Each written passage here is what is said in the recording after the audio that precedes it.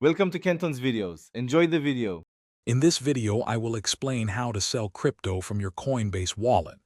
This easy method involves a few straightforward steps. First, you'll connect your wallet to your main Coinbase account. Then, you'll choose the crypto you want to sell and specify the amount. Finally, you'll confirm the sale and your funds will be processed. Let's get started with the details. The initial step is to link your Coinbase wallet to your primary Coinbase account. Open your Coinbase wallet app and look for a Connect or Settings option. This process typically involves scanning a QR code or approving a connection request. Ensuring a secure link is crucial for a smooth transaction, so always double-check the connection details before proceeding. With your wallet linked, you can now initiate the sale.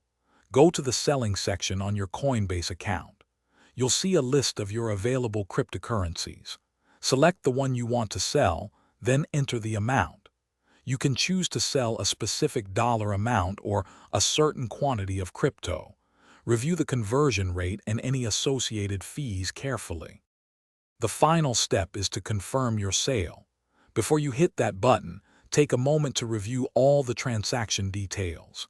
Check the amount you're selling, the expected fiat currency you'll receive, and any applicable fees.